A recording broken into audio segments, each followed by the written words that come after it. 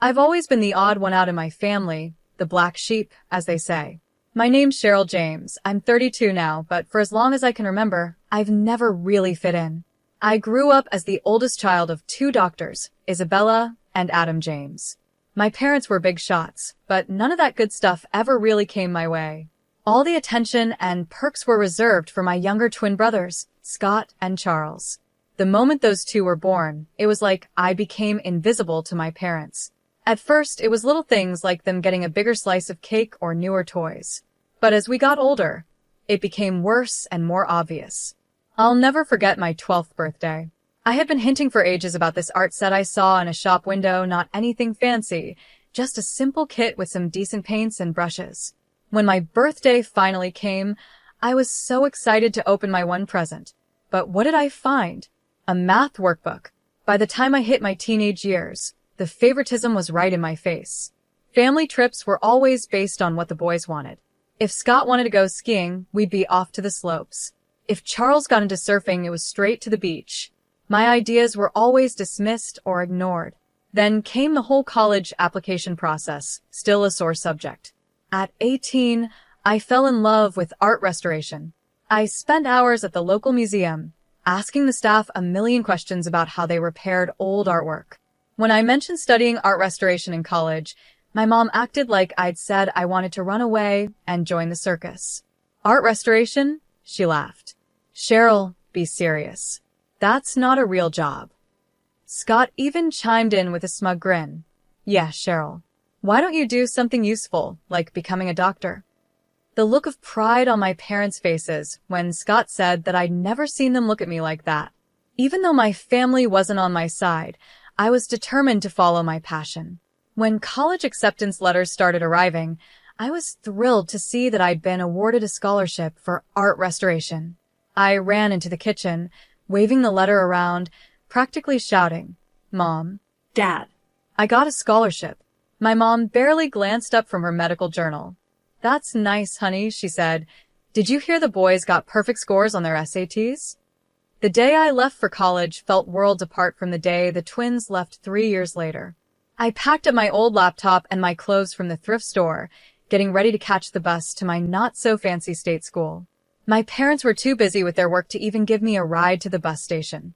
But there was one person who always saw me for who I was, my grandma, Julie. She showed up that day, and just before I was about to leave, she pulled me aside. Cheryl, sweetie, she said, slipping a small envelope into my hand. I'm so proud of you. Don't ever forget that. Inside the envelope was a check. It wasn't enough to change my whole life, but it was enough to make things a little easier. But more than the money, what really mattered was that she noticed me. That meant everything. College was a bit of a mixed experience for me. On one hand, I was finally free from always being compared to Scott and Charles. I could focus on my studies without feeling like I had to compete for attention. But on the other hand, money was tight, really tight. I was barely managing on my scholarship and part-time jobs. Meanwhile, I'd hear about all the fun things my brothers were doing through family calls and social media, fancy frat parties, spring break trips to crazy places, internships at big hospitals, all paid for by our parents, of course. As time passed, I threw myself into my studies. Art restoration became more than just a job I wanted. It became my escape, my happy place. There was something so satisfying about bringing beauty back to old, forgotten pieces, about revealing the hidden potential under layers of dirt and damage. In my final year, I landed an internship at a small but respected museum. The work wasn't glamorous, it was mostly cleaning and organizing, but it was a step in the door, and I was thrilled. When I called home to share the good news, my mom's response was exactly what I expected, barely interested. Oh, that's nice, dear, she said, sounding distracted. Did you hear about Scott's research paper? It's going to be published in a major medical journal. I held back a sigh. That's great, Mom. Listen, I was thinking of coming home for a weekend soon. Maybe we could. Oh, I'm not sure that's a good idea, she cut me off quickly. Your father and I will be really busy. We're helping the boys with their research papers, you understand, right? As I hung up the phone, that familiar mix of anger and hurt started building in my chest again. But this time, there was something different, a small spark of defiance. of determination. I looked around my small dorm room, art books stacked on my desk and a half-finished restoration project taking up most of the floor. This was my world now, a world I had built on my own despite everything. Forget them, I muttered to the empty room. I don't need their approval. But even as I said it, deep down I knew it wasn't true. A small part of me still wanted my parents to notice me, still hoped that one day they would see who I really was. Graduation came and went without much attention from my family. My big day was celebrated with a quick dinner at a chain restaurant. So, Cheryl, what's next? Dad asked, barely looking up from his menu. I straightened up and tried to sound confident. I actually got a job offer from a museum in Los Angeles. Dad frowned. I don't know, Cheryl. Los Angeles is expensive. How much does this job pay? I felt my face get hot as I mumbled the not-so-great starting salary. The disappointment on their faces was hard to miss. The rest of the dinner was a blur of subtle criticism and more comparisons to Scott and Charles's academic success. As we were leaving the restaurant, Grandma Julie pulled me aside. Don't let them dim your light, my dear, she whispered, slipping another small envelope into my hand. Go to Los Angeles and chase your dreams. Inside the envelope was a check just enough to cover my first month's rent in the city. I hugged her tightly, trying not to cry. The next few years were a whirlwind. I threw myself into my work, slowly making a name for myself in the art restoration world. During this time, I met John. He was a struggling graphic designer with a kind smile and an infectious passion for his work. We clicked instantly over our shared love of art and our experiences as underdogs in our fields. After dating for a while, I decided it was time for John to meet my family. From the moment we sat down, it was clear my parents had other plans.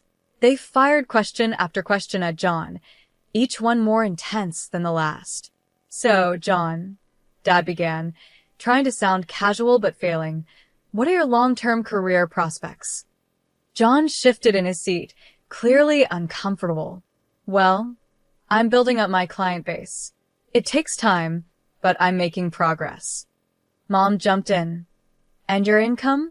Is it enough to support a family? My face flushed with embarrassment. Mom, that's not, but John squeezed my hand under the table. It's okay, Cheryl, he said calmly. I'm not where I want to be financially yet, Dr. James, but I'm working hard to get there. The interrogation continued throughout dinner, and with each question, it was clear my parents weren't convinced. I could see John's confidence dropping and my own anger rising.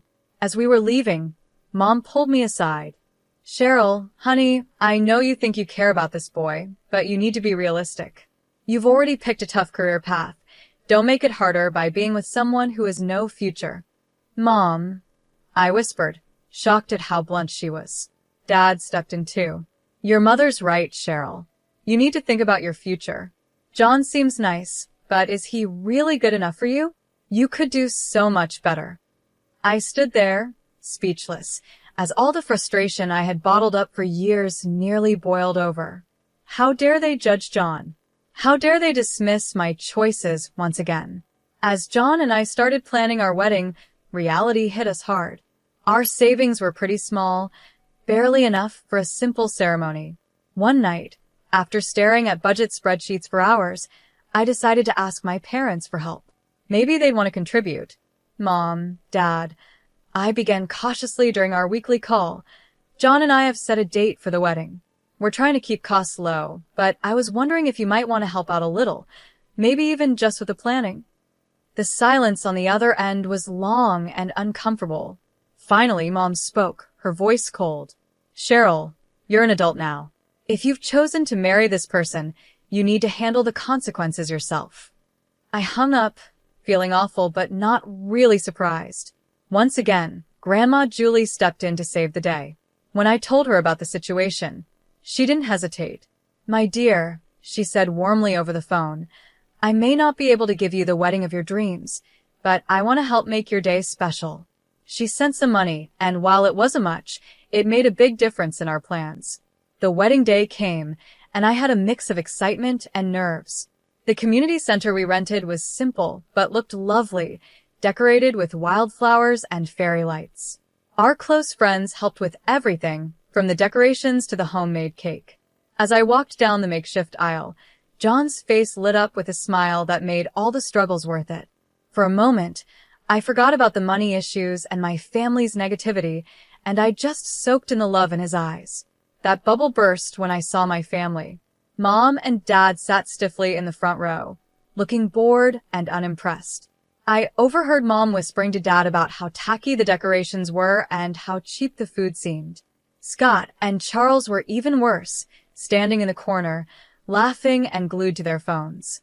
I tried my best to ignore them, focusing on our vows and the kind, supportive faces of our friends. It wasn't until the next day that I realized how truly cruel they could be. When I woke up, my phone was blowing up with notifications. Scott and Charles had posted a bunch of embarrassing photos from the wedding on social media.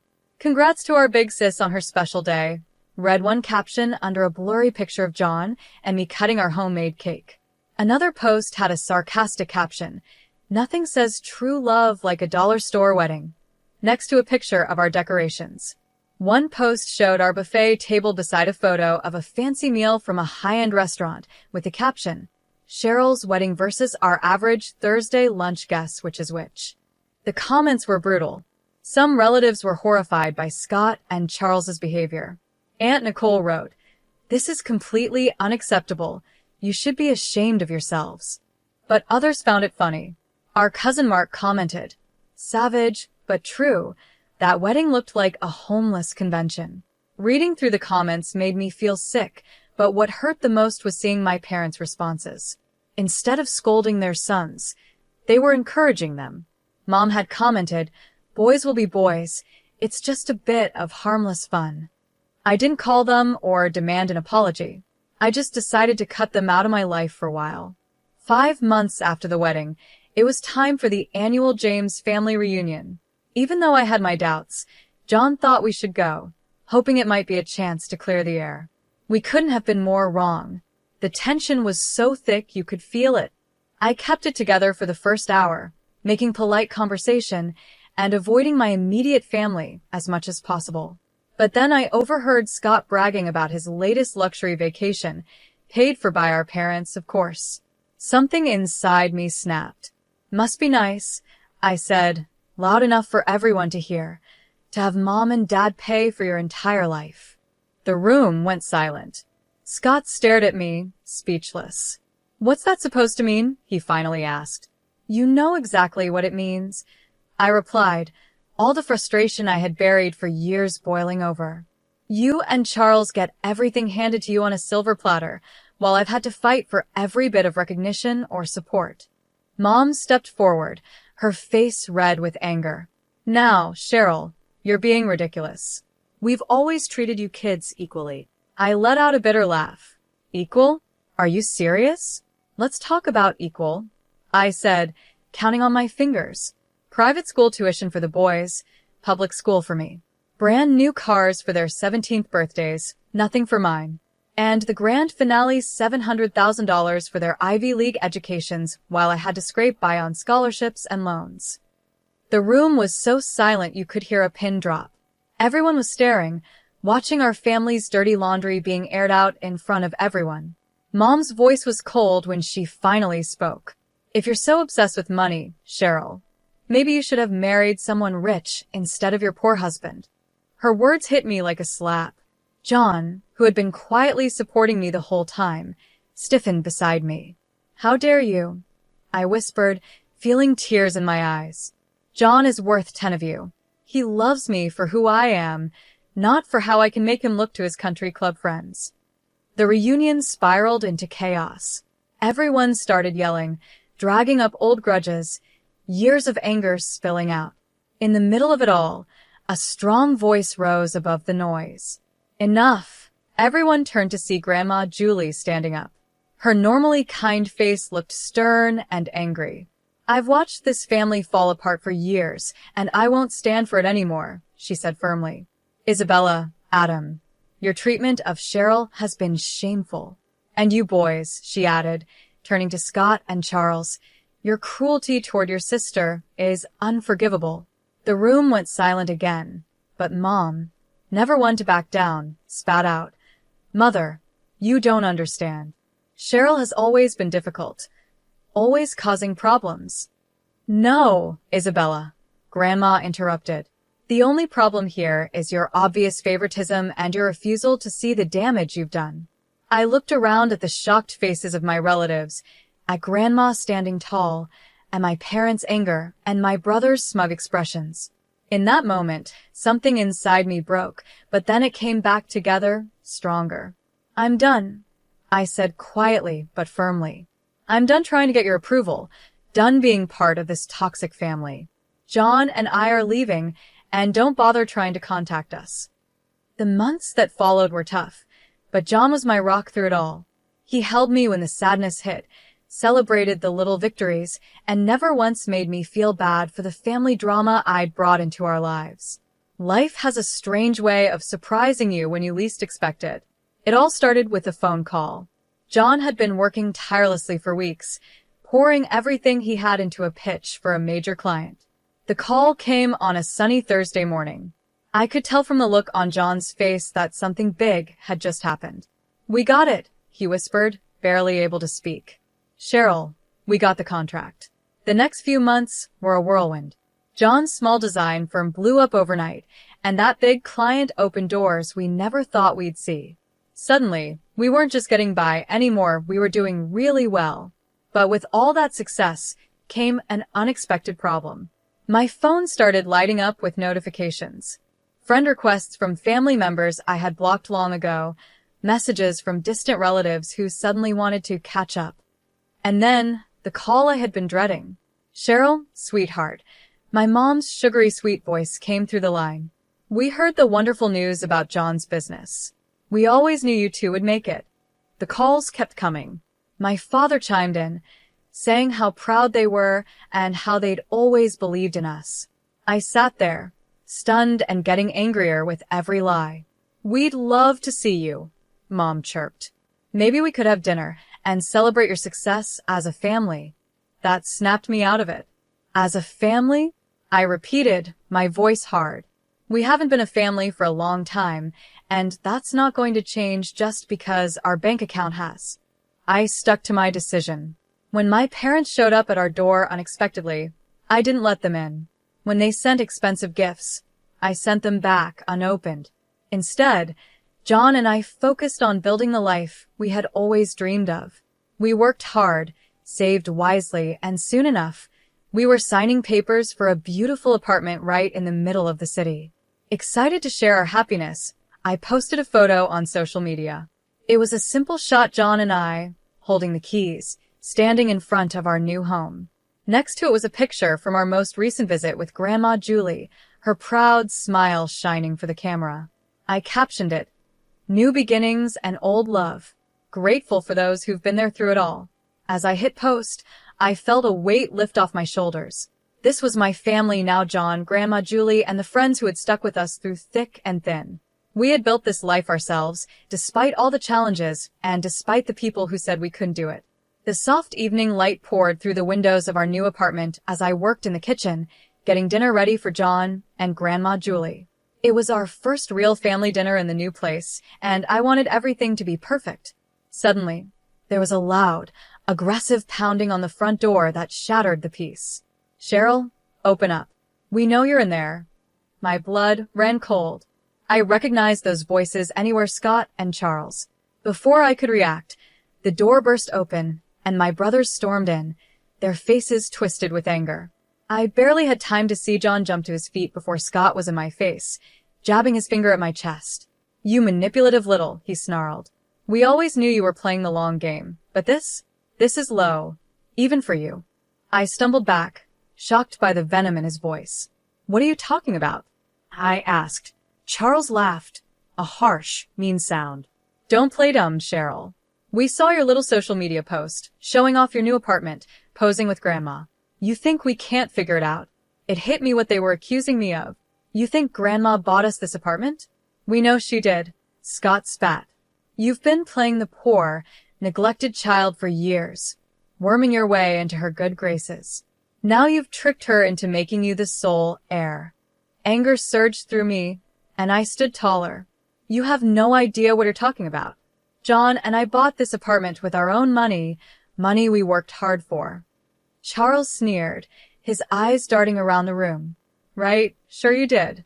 Where's the old bat anyway? Hiding her, so we can't talk some sense into her? She should be in a cemetery by now. I can't wait for her to kick the bucket, so I can sell her house and live it up. The room went deadly silent. For a second, I thought I had imagined those awful words.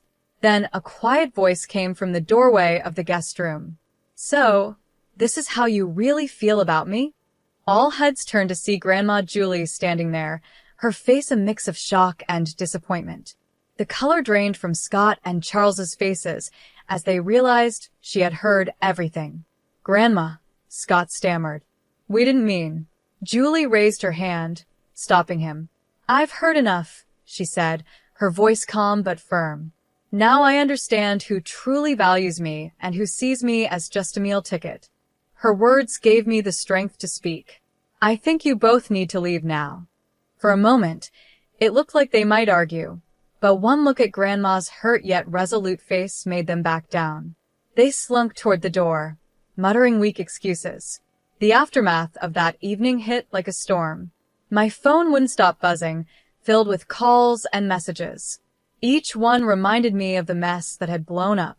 Mom's name flashed on the screen for what felt like the 100th time, and against my better judgment, I considered answering. I answered the call. Cheryl. Mom's voice was sharp, not sounding like a mother at all. You need to fix this. Your grandmother is furious with the boys. You need to smooth things over and tell her it was all a misunderstanding. I let out a bitter laugh. A misunderstanding? They broke into my home and said they couldn't wait for her to die so they could sell her house. How is that a misunderstanding? They didn't mean it. Dad jumped in, clearly on speakerphone. You know how the boys can be, they were just upset. Upset about what? I challenged. That John and I bought an apartment with our own money? That Grandma loves me. Mom's voice turned sweet, but fake. Sweetheart, we know you've always felt left out, but you need to think about what's best for the family. Your brothers deserve that inheritance. Don't be selfish. Something inside me snapped. Years of frustration and pain boiled over. Selfish? You're calling me selfish? After years of favoritism, ignoring my achievements, and treating John and me like we don't matter? Now, you have the nerve to ask me to give up an inheritance I never even asked for. Cheryl, now hold on, Dad began, but I cut him off. No, I'm done. I'm done with the guilt trips, the manipulation, all of it. Don't call me, don't text me, and don't come to my door. We're through. Over the next few days, I blocked their numbers, along with Scott and Charles's. It was painful, like cutting off something rotten, but it was necessary for my healing to begin. As the dust settled, I found myself surrounded by a different kind of warmth. Grandma Julie, now fully aware of the family dynamics she had long suspected, became an even bigger part of our lives. Aunt Nicole, who had reached out after the wedding mess, became a regular visitor. I always knew you were special, Cheryl, she said, hugging me tightly. I'm sorry I didn't stand up for you sooner. Other relatives, cousins, distant aunts, and uncles who had seen how my family mistreated me over the years sent messages of support. It felt like a veil had been lifted, allowing real relationships to grow where before there had only been obligation. John's family, bless them, surrounded me with unconditional love. His parents, who had watched from the sidelines as my own family tore me down, went out of their way to make me feel cherished. John and I poured ourselves into making our new apartment a home. Every piece of furniture, every photo on the wall was a symbol of the life we were building together, a life built on mutual respect, support, and love.